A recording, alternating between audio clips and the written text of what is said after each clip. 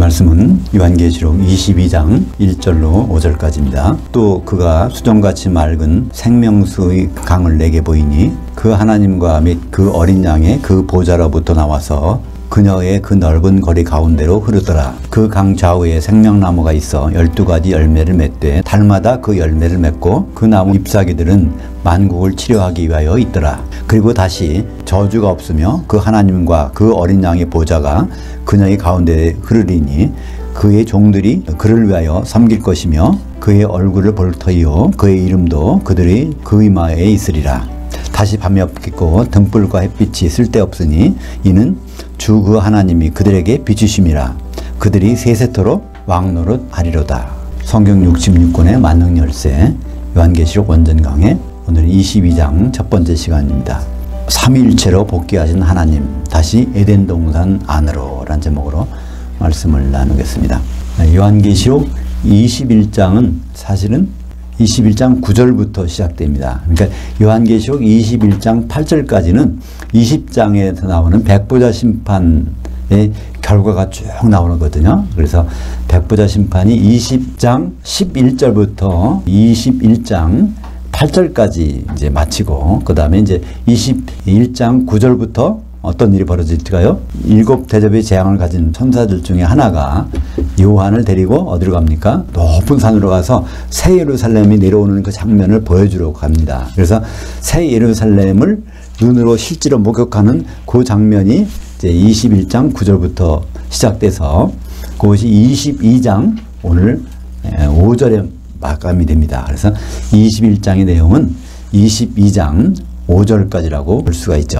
그래서 1절에 보니까 그가 수정같이 맑은 생명수의 강을 내게 보이니 여기서 그는 마찬가지로 7 대접의 재앙을 들고 있는 천사 중에 하나가 여전히 이제 요한에게 이제 보여주는 겁니다. 생명수 강을 보이니 그 하나님과 및 그 어린 양의 그 보호자로부터 나와서 여기서 생명수는 뭐라고 볼 수 있을까요? 생명수는 이제 생수라고 번역하고 됩니다. 똑같은 말입니다. 생명수나 생수나 똑같은 말이에요. 그러니까 생수는 성령이시죠. 근데 그 하나님 여기 이제 그 하나님이 나오는데 그 하나님 누굴까요? 성부 하나님, 아버지 하나님이죠. 그 어린 양은 누굴까요? 성자 하나님. 근데 그 보좌로부터 나온다고 되어 있습니다. 그러니까 아버지와 아들이 앉아 있는데 보호자가 하나예요. 그럼 어떻게 될까요? 보호자가 둘이에요. 우리는 보통 그러죠. 하나님 아버지가 계신데 거기 전능하신 하나님이 보호자 우편에 앉아 계시고 예수님이 거기 올라와서 오른쪽에 앉아 계시다. 이렇게 보통 얘기를 하잖아요. 성경에도 다 하나님 보호자 우편에 앉아 계시다. 하나님 보호자의 가운데가 아니라 하나님 보호자 우편이라고 말을 하고 있는데요. 그것은 사실 우편이라는 말은요. 바로 그 자리라는 그 뜻입니다. 바로 그 자리. 영어에도 그렇잖아요. 영어에 right 하면은요. 그게 옳다, 맞다, 그 자리, 그것이라는 뜻이죠. 일본어에 그런 말이 있습니다. 오라이, 오라이. 요즘에는 그런 말 안 쓰는데 트럭같이 큰 차가 뒤로 갈 때는 운전수가 안 보이니까 누가 소리 질러주는 거야. 자, 그 뒤로 그래. 오라이, 됐어. 옳다. 해주는 말이 오라이라고 일본어로 하는데 그 말이 영어로 하면 all right. 모든 것이 맞다.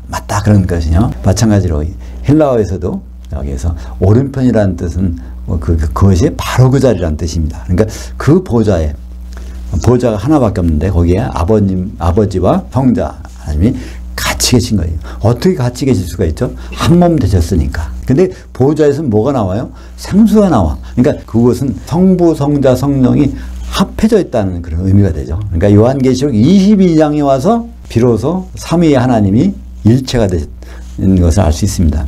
오늘 제목처럼 삼위일체로 복귀하신 하나님. 원래 하나님은 삼위일체로 시작하셨어요. 창세기 1장 1절에 보면 태초에 하나님이 천지를 창조하시니라 해서 거기에서 하나님들 복수거든요. 엘로힘에서 성부, 성자, 성령이에요. 근데 동작하시는 동사를 보면 빠라 단수동사거든요. 그러니까 세 분이 한 분으로 돼서 활동하시는 것이 창세기 1장 1절뿐 아니라 모든 2절, 3절, 4절부터 1장, 2장, 3장, 4장 말라기까지 다 그래요. 구약에서 여호와 하나님이 엘로힘으로서 활동할 때는 한 분처럼 활동해요. 동사가 단수동사니까. 근데 그게 어떻게 변할까요? 신약시대 와서 바뀝니다. 네. 우린 성자 하나님이 거기서 떨어져 나오잖아요. 그죠? 그리고 성령 하나님도 또 떨어져. 그러니까 따로 역할 때문에 역할 분담이 다른 거예요. 무슨 일 때문에? 어린 양의 혼인을 위해서 역할 분담을 다 달리하셔. 근데 어린 양의 혼인이 딱 된 다음부터는 새 예루살렘이 딱 말해 어린 양의 신부가 마련된 다음부터는 그때 삼위 하나님이 다시 일체로 돌아가시는 것을 볼 수 있습니다. 우리가 이제 이 하나님에 대해서 여러 가지 의견들이 있는데요. 거기서 이단도 생기고 그래요. 그죠? 잘못 생각하면은 하나님이 삼위일체인데 왜 성부, 성자, 성령이 따로따로 있다? 이렇게 말은 뭐 이단처럼 들리는데 그 이단이 아니라 실제로 그렇습니다. 예수님은 오셔서 하늘을 보러 기도도 하셨어요. 그죠? 예수님도 말씀하셨어요. 내가 가면 그분을 보내겠다. 그래서 성령님은 예수님과 이렇게 교대하시는 분이야. 똑같은 하나님이지만 그 역할 때문에 그렇게 활동하시다가 결국에 가서 모든 것이 다 완성되니까 하나로 되신 부분이 오늘 22장 1절에 나옵니다. 그러니까 창세기 1장 1절에서 삼위일체로 활동하신 하나님이 요한계시록 마지막 장 1절에서 다시 삼위일체로 나타난 것을 우리가 볼 수 있습니다. 그래서 창세기 1장 1절에 태초에 삼위일체 하나님이 그 하늘들을 그리고 그 땅을 창조하시니라. 이렇게 돼야 완전한 번역입니다. 사실은 더 완전한 번역을 하자면요. 무한한 태초에 우리가 계산할 수 없는 그 시작점에서 창조하신 것입니다. 창조하실 때 어떻게 해요? 하늘들을 먼저 창조하시고 그리고 나서 땅을. 그러니까 지구가 우주에 시작될 때 처음부터 있었던 거지 아니에요. 지구의 나이는 45.5억 년. 우주의 나이는 과학적으로 볼 때 138억 년이라고 그러는데 이것이 하늘들을 먼저 창조하시고 한참 시간이 지난 다음에 이 지구를 창조하셨기 때문에 그렇게 기록되어 있는 것입니다. 그래서 이 성경에도요. 하나님이 구약은 엘로힘, 복수의 하나님, 신약에서는 한 번도 복수의 하나님은 없었어요. 다 데오스는 항상 단수입니다. 항상 단수예요. 데오스는. 근데 그 데오스가 누구인지를 구분하려면 거기 정관사가 붙어 있는데 그 어느 분인지를 문맥을 통해서 볼 수 있어요. 예를 들어서 사도행전 20장 28절을 볼까요? 여러분은 자기를 위하여 온 양떼를 위하여 삼가라. 성령이 그들 가운데 여러분을 감독들로 삼고 그 하나님이 자기 피로 사신 교회를 목양하게 하셨느니라. 그런데 그 하나님이 누굴까요? 피를 흘린 분이니까 이건 하나님 아버지가 아니고 성령도 아니에요. 피를 흘리신 분은 성자 예수님밖에 없어요. 그러니까 사도행전 20장 28절에서 그 데오스는 성자 예수님을 가리키는 것을 확실히 볼 수 있습니다. 그리고 이 생수가 나온 부분이 요한복음 7장 38절에 나오죠. 나를 향하여 믿는 자는 그 성경의 이름과 같이 그 배에서 생수의 강들이 흘러나오리라 하시니 이는 그를 향하여 믿는 자들이 받을 성령을 가리켜 말씀하신 것이라. 나는 예수 믿는데 왜 나한테는 성령이 없을까요? 이렇게 말하는 분들이 있어요. 근데 그 이유가 분명히 나오잖아요. 요한복음 7장 38절에 나를 향하여. 그러니까 향하여 믿지 않으면 아무 없어요. 2000년 전에 예수님 십자가에 달려 들어가셨대. 그 아무리 믿어봤자 성령은 관계없는 분이에요. 그죠? 성령은 안 오신단 말이에요. 근데 어떻게 믿어야 돼요? 십자가에 달리신 예수님이 왜 오셨는지, 그 다음에 어떻게 오실지, 뭐 때문에 오실지 이것까지를 다 꿰뚫고 준비하고 있어야 성령이 충만해지는 거지. 그냥 한번 지식으로 알고 끝나면 아무 효과가 없단 말이에요. 그죠? 그래서 성부, 성자, 성령이 한꺼번에 있는 보좌에서 생수가 나오니까 바로 그곳에서 성령이 계시다는 것을 알 수 있습니다. 그래서 에덴 동산에 처음에 어떻게 됐었을까요? 창세기 2장 10절에 강이 에덴에서 흘러나와 그 동산을 적시고 거기부터 갈라져 네 근원이 되었으니 그 이름 첫째 이름은 비손이라. 금이는 하윌라 온 땅을 둘렀으며 그 땅의 금은 순금이요 그곳에 베들레헴과 호마노도 있으며. 그래서 시작할 때 새 예루살렘에 그 건축 재료가 있다고 그러죠. 그것이 어디에 있었어요? 생명강가에 있었어. 그 생명강에서 건축 재료가 있어서 이게 다 완성된 것이 나오고 그 에덴 동산에는 뭐도 있었어요? 생명나무도 있었단 말이에요. 그것이 요한계시록 끝에 가보니까 다 복구되는 건축 재료, 금, 진주, 보석으로 건축이 되어 있으면서 그 안에 생명나무도 있어요. 그죠? 이것이 건축된. 근데 거기 강도 있어. 강이 첫째 강이 뭐라고 그러세요? 여기 비손이라고 되는데 비손이라는 것은요 피션 원래 이런데 이것이 막 방사된다는 팍 생명력이 있어서 막 분출되는 거야. 이렇게 그런 의미를 갖고 있습니다. 그 생명을 나타내는 생명이라는 것은 뭘까요? 움직여야 돼요. 그죠? 우리가 죽은 것과 산 것은 어떻게 다를까요? 피가 돌고 있으면은 이게 사는 거예요. 그죠? 근데 피가 움직이지 않으면 사람 죽은 거죠. 그래서 에덴 동사의 첫 번째 흐르는 그 피션강이 그게 막 광산, 생명력이 넘치는 그런 의미를 갖고 있는데 그 요한계시록에서도 바로 그 생명강이 흐르고 있는 것입니다. 스가랴서 14장 7절에도 스가랴서 4장이 뭐라고 그랬죠? 새 예루살렘이 나와요. 근데 그것이 7절에 보니까 여호와께서 아시는 한 날이 이르니 낮도 아니요 밤도 아니라 어두워 갈 때 빛이 있으리로다. 그날에 생수가 예루살렘에서 올라와서 절반은 동해로 절반은 서해로 흐를 것이라. 여름에도 겨울에도 그러하리라. 그러니까 결국은 마지막에 새 예루살렘에는 생수가 흐른다는 것을 알 수 있습니다. 여호와 하나님 자체가 생수세요. 생명의 물이라는 것을 예레미야서 2장 13절 내 백성이 두 가지 악을 행하였나니 그들이 생수의 근원이 되신 나를 버린 것과 같이 스스로 웅덩이를 판 것인데 그것은 물을 가두지 못할 터진 웅덩이들이나. 그러니까 오직 여호와께로서만 진짜 생명의 수가 흘러나오는데 그것이 예루살렘에서 삼위가 일체가 되신 그 예루살렘에서 생명수가 나오는 것입니다. 2절 보겠습니다. 그녀의 그러니까 새 예루살렘 성의 그 넓은 거리 가운데로 흐르더라. 그 강 좌우에 생명나무가 있어 12가지 열매를 맺되 그 열매를 맺고 그 나무 잎사귀들은 만국을 치료하기 위하여 있더라. 여기에 이제 그 길이라고 번역이 되는데요. 이게 넓은 거리, 예루살렘 성 안에 넓은 광장 같은 길인데 그 가운데로 생명강이 흐르는 거예요. 근데 거기에 생명나무가 있어요. 근데 생명나무가 어떤 나무인지 아세요? 우리말에 나무가 두 종류가 있단 말입니다. 그죠? 이게 나무죠? 이게 나무입니다. 그죠? 근데 이건 죽은 나무야. 산 나무도 나무라고 그러더니 밤나무, 복숭아나무, 그것처럼. 구약에서는요, 나무가 산 나무나 죽은 나무나 다 똑같이 엣지라고 그래요. 엣지. 생명나무도 엣지고, 그냥 죽은 나무도 엣지야, 다. 신약에서, 헬라어에서는 그 우분이 돼요. 산 나무. 그거는 이제, 살아있는 거는 길거리에 가로수 있잖아요. 그거는 덴드론이라고 그래요. 덴드론. 근데 전봇대를 세웠다 그러면 전봇대는 이거는 크실론이야. 죽은 나무야. 그러니까 산나무와 죽은 나무가 구분된단 말이야. 헬라어에서는. 근데 여기 생명나무가 이 나무가 죽은 나무일까요? 산나무일까요? 산나무에 되는데 여기 죽은 나무야. 크실론을 써놨어. 왜 그런지 아세요? 예수님이 십자가에 돌아가셨을 때 베드로는 그거를 나무에 달려 돌아가셨다고 그랬어요. 십자가에 죽은 나무에 돌아가셨어. 근데 그 나무가 과일을 맺는 생명나무가 된 거야.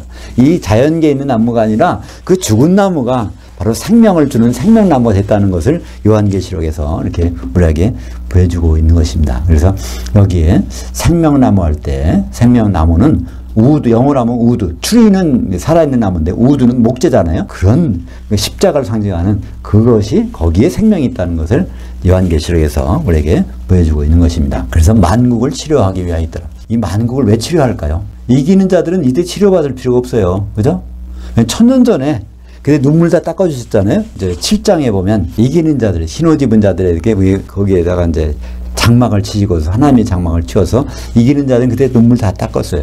그러면 1000년 후에 새로 예루살렘 성에서 치료받지 못한 자가 누구죠? 백보자 심판대에서 심판받고 겨우 들어오는 사람들, 그들은 이제 그때 비로소 치료받을 기회가 있는 거잖아요.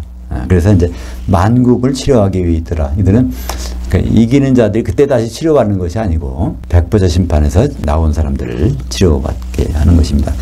마태복음 7장 17절 이와 같이 좋은 나무마다 아름다운 열매를 맺고 못된 나무마다 나쁜 열매를 맺나니. 그래서 영어로 추리일 때 산나무일 때는 덴드론을 씁니다. 그리고 베드로전서 2장 14절 친히 나무에 달려 십자가에 달려서 그 몸으로 우리 죄들을 담당하셨으니 그때 나무는 죽은 나무입니다. 십자가에. 그래서 죽은 나무가 산 나무가 돼서 생명이 주시는 그것을 여기 이제 강조해서 우리에게 말씀하고 있는 것이죠. 근데 여기서 새 예루살렘 성에 거기에 강이 하나가 있는데 강 좌우에 한 그루의 생명나무가 있다는 거예요. 그럼 그 나무는 어떤 나무일까요? 소나무를 이렇게 할 수 있어요? 소나무를 아무 심어서 생명강이 있는데 거기에 양쪽에 한 그루가 있을 수 있어요? 밤나무도 안 될 거, 은행나무도 안 돼. 거기는 뭐 해야 될까요? 예수님이 힌트를 주셔. 요한복음 15장 1절에 나는 참 포도나무요. 이게 세상에 있는 것은 사실은 예수님을 설명하고 있다는 거예요. 진짜는 예수님이 포도나무라는 거예요. 내 아버지는 농부라. 그러니까 포도나무만이 그게 가능해. 포도나무는요, 줄기가 이쪽에도 있고 이쪽에도 있어요. 양쪽에 다 있는 거예요. 그죠? 포도나무, 그러니까 줄기를 자라니까. 줄기가 없는 다른 나무들은 그게 불가능하잖아요. 그래서 우리는 다시 한번 생명나무가 아마 포도나무일 것이라는 그런 생각을 확신하게 됩니다. 왜냐하면 예수님이 말씀하셨으니까. 예수님이 내가 진짜로 포도나무야. 근데 그 강에서 양쪽에 있으려면 한 그루인데 생명나무가 여러 개 있는 것이 아니라 새 예루살렘 그렇게 넓은 폭이 얼마나 그랬죠? 2200km가 되는 그렇게 넓은데 나무가 한 그루라면은 그게 어떻게 근데 그것도 강의 양쪽에 있으면 근데 그 포도나무라면은 쉽게 해결이 됩니다. 요한계시록 21장 14절에 보면 거기 12기초석이 있다고 그러는데 그것이 바로 12가지 열매를 맺는 우리 끊임없이 그 열매를 공급해주는 12가지 달마다 달이 12달이니까 우리는 새 예루살렘서는 끊임없이 무슨 애프터 서비스가 있어요? 사도들이 끊임없이 공급해주는 그죠? 사도들이 기초석에 우리가 있고 사도들이 우리 중매줬으니까 우리의 혼인은 어떻게 없어질 수가 없어요. 중매쟁이가 든든하게 결혼 내내 도와주고 있으니까 우리의 결혼도 만약에 중매쟁이가 죽을 때까지 같이 있어가지고 도와주고 있다면 그 이혼이라는 것이 없을까요? 그죠? 근데 새 예루살렘상이 한번 들어가면 여기는 결혼이 파토나는 것이 없습니다. 어린 양이 신부가 끝까지 중매쟁이에 받들려서 있으니까 그렇습니다. 3절 보겠습니다. 그리고 다시 저주가 없으며 그 하나님과 어린 양의 보좌가 그녀 가운데 있으리니 그의 종들이 그를 위하여 섬길 것이며 여기 저주라는 카타테마라는 단어는요 성경에 요것에 한 번밖에 없습니다. 카타테마 더 이상 저주가 없다는 거예요. 이 저주라는 것은 근원이 무엇일까요? 하나님에게 복 주시기를 원하는 거예요. 저주의 근원 누굴까요? 네, 마귀가 우리에게 저주하는 거겠죠. 저주. 근데 왜 저주가 없을까요? 당연히 없어요. 새 예루살렘 바깥에 누가 있어요? 불모대. 1차로 들어간 거는 바다에서 올라오는 짐승. 두 번째는 땅에서 올라오는 짐승. 그들이 다 천년왕국 전에 불못에 가 있는데 세 번째로 불못에 가 있는 것이 마귀가 지상 백성들을 미혹하러 데리고 올라갔다 거기서 그냥 다 불못에 던져지잖아요.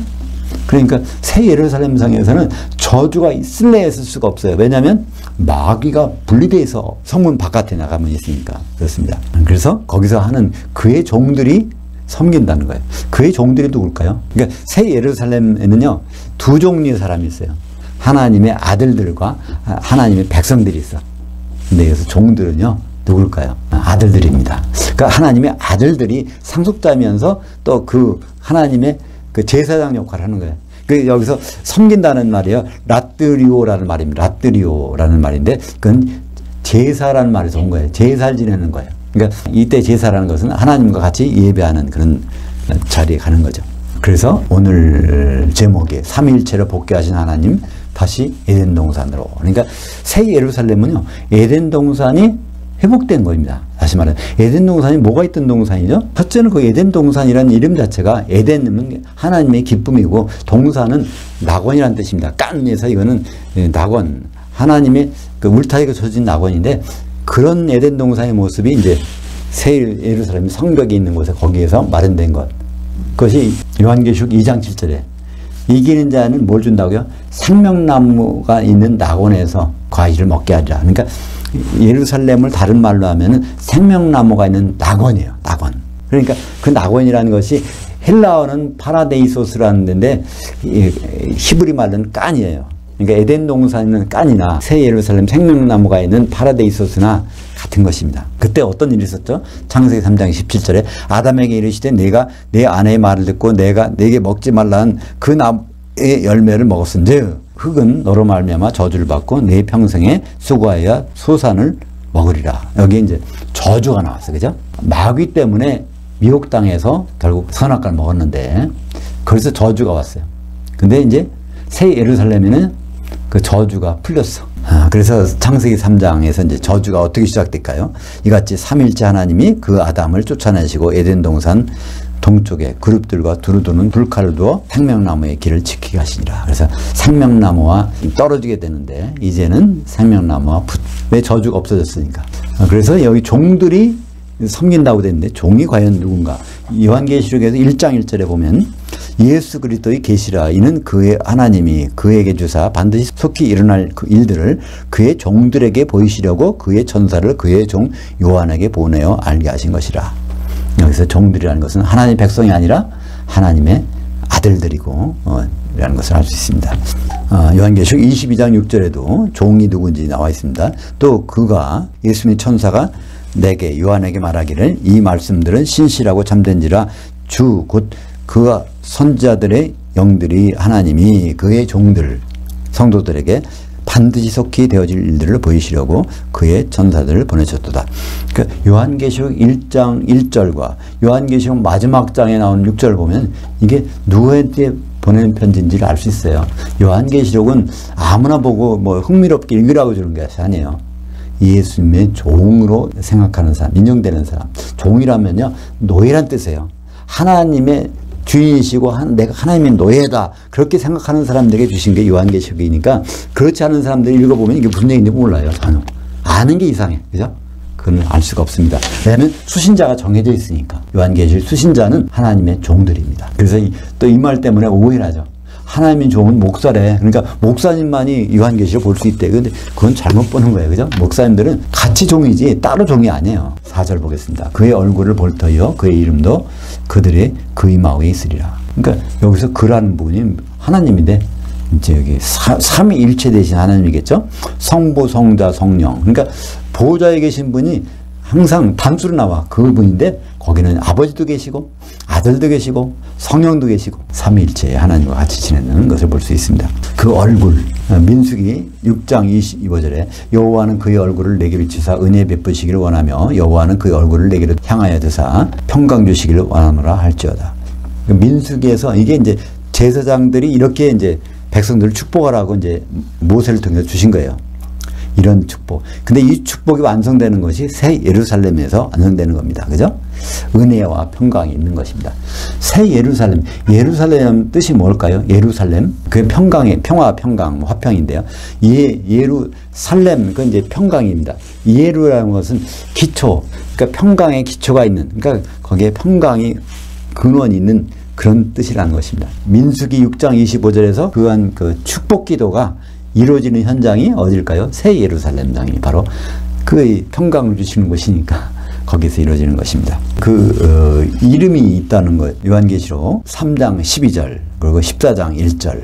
그 차이점이 뭘까요? 14만 4천에게는 아버지 이름과 어린 양의 이름이 있어요. 그죠? 근데 아직은 빌라델피아 교회가 셋째 안에 올라가서는 아직 끝난 게 아니에요. 어디까지 내려와야 돼요? 공중에 와서 그리스도 심판대에서 서야 돼. 그때가 마지막 순간이에요. 그때 이기는 자는 반드시 뭐가 더 있어야 돼요? 아버지 이름만 있어도 안 돼요. 아들 이름만 있어도 하나가 부족해요. 뭐가 있느냐면 요한계시록 3장 12절 보겠습니다. 이기는 자는 내 하나님의 성전의 기둥이 되게 하리니 그가 결코 다시 나가지 아니하리라. 내가 그 하나님의 이름과 성부의 이름과 그 하나님의 그 성 곧 그 하나님께로부터 내려오는 새 예루살렘 이름과 나의 새 이름을 그 위에 기록하리라. 그 성부의 이름과 성자의 이름뿐 아니라 어린 양의 신부라는 이름이 새겨져야 돼. 어린 양의 신부가 얼마나 중요한지. 그게 안 되면 이기는 자가 아니란 얘기예요. 빌라델피아 교회가 해서 좋다. 뭐 환란도 피하고 시험도 피했으니 너무나 좋다.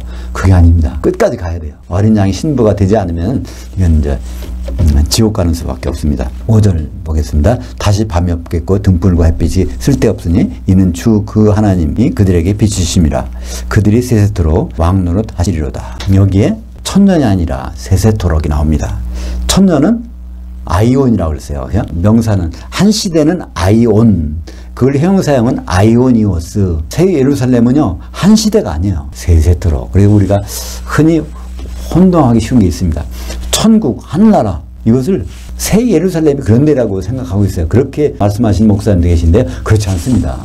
새 예루살렘은 한 번도 나라라고 한 적이 없어요. 왕국이 아니에요. 거긴 도시야. 성이란 말이에요. 성, 도시.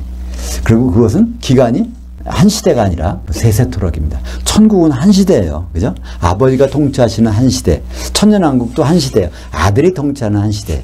근데 이제 새 예루살렘은 아버지와 아들과 성령이 한 자리에서 바로 통치하시는 누가 더불어? 거기에 있는 종들이니까 이기는 자들과 더불어 세세토록 한 시대가 아니라 세세토록 통치하게 되는 것입니다. 스가랴서 14장 11절에 보니까 거기도 사람이 그 가운데 살면 다시는 저주가 있지 아니하리니 예루살렘이 평안히 서리로다. 그러니까 스가랴서 14장은 마지막 새 예루살렘에 대해서 이렇게까지, 그러니까 그리스도의 심판대 혼인잔치부터 새 예루살렘까지를 한꺼번에 보여주는 게 스가랴서 14장인데요. 거기 마지막에 저주가 없다는 말씀이 나옵니다. 그러니까 새 예루살렘은 저주가 없어요. 왜 없을까요? 마귀가 없으니까. 요한계시록 21장 23절에 그 성은 해나 달이 그녀에게로 비친 자에도 쓸데없으니 이는 그 하나님의 영광이 그녀를 비치고 그 어린 양이 그녀에게 그 등불이 되심이라. 그래서 아버지와 아들과 눈에 보이지는 않지만 여기에 누구 계실까요? 항상 성령이 계셔요. 왜 그렇죠? 아버지와 아들이 하나 되셨다는 얘기는 누구 때문에? 하나 되시는 분이 거기 계시다는 얘기잖아요. 에베소서 4장 3절에 보면 평안에 매는 줄로, 거기도 평안이 나오죠. 그 샬롬입니다. 평안에 매는 줄로 성령이 하나 되게 하심을 힘써 지키라. 거기에 성령께서 하나가 되시는 분이니까 아버지와 아들이 하나 됐다는 것은 바로 성령이 계시다는 얘기 같이, 그죠? 그래서 처음에 있던 에덴 동산 한번 볼까요? 창세기 2장 8절. 여호와 하나님이 동방의 에덴에 동산을 창설하시고 그 지으신 아담을 거기 두시니라. 시작이 이렇게 됐어요. 근데 마지막은 에덴 동산에는 누가 있어요? 그리스도가 계셔. 성자가. 또 아버지와 또 생명수. 그러니까 시작이 창세기 2장 8절에 이렇게 돼 있는데 이것이 요한계시록 마지막에 가보니까 원상복구. 이건 다른 말로 뭐라고 하죠? 에덴 동산에서 아담과 하와가 쫓겨나간 거. 그걸 다른 말로 신라곤이라고 그래요. 그죠? 낙원을 잊어버렸다 해서 신라곤이라는 단어를 쓰는데 그 뭐 소설도 있죠? 그 밀턴의 신라곤. 근데 회복되는 것이 어디서? 요한계시록에서 복낙원, 회복됐다는 거예요. 낙원이 회복되는 것. 그것이 현장이 오늘 요한계시록 22장 1절부터 5절까지 내용이 나오고 있는 것입니다. 요한계시록 5장 10절 보겠습니다. 그들로 우리 하나님 앞에서 나라와 제사장들을 삼으셨으니 그들이 그 땅에서 왕노릇 하리로다. 그 땅에서 결국 새 예루살렘에서 왕노릇. 그들이 누구죠? 이기는 자들. 요한계시록 11장 15절. 여기에 이제 결론이 있습니다. 그 일곱째 천사가 나팔을 불며 하늘에 큰 음성들이 나서 이르되 세상 나라가 우리 주와 그의 그리스도의 나라가 되어 그가 세세토록 왕노릇 하시리로다. 그러니까 세상 나라는 아버지께서 통치하셨어요. 근데 천년왕국은 아들께서 통치하셨어. 근데 11장 15절에 보니까 세세토록이라고 해요. 그건 무슨 말일까요? 천년왕국은 주님이 통치하시지만 이제 새 예루살렘 상에서는 주님뿐 아니라 아버지도 같이 통치하시니까 또 거기에 이기는 자들도 같이 있으니까 세세토록이란 말이 거기에 있는 것입니다. 기도하겠습니다. 하나님 아버지 감사합니다. 에덴 동산에서 그 기쁨의 낙원을 허락하신 하나님, 그걸 통해서 우리의 새 예루살렘을 보여주심을 감사합니다. 우리의 목적지는 결국 새 예루살렘인데 그곳에서 성부, 성자, 성령이 한 분 되신 그곳에서 주님과 더불어 세세토록 지날 그 꿈을 우리가 갖게 인도하여 주시옵소서. 예수님 이름으로 기도합니다. 아멘. 하늘들에 계신 우리 아버지여, 아버지 이름이 거룩히 여김을 받으시오며 아버지의 통치가 임하시오며 아버지의 뜻이 하늘에서 이루어진 것 같이 땅에서도 이루어지이다. 오늘날 우리에게 임박한 그 떡을 주시옵고 우리가 우리에게 빚진 자들을 용서해 준 것 같이 우리의 죄를 사하여 주시옵고 우리를 시험에 들지 말게 하시옵고 다만 그 악한 자에게서 구원하시옵소서. 대개 통치와 권능과 영광이 아버지께 영원히 있사옵나이다. 아멘.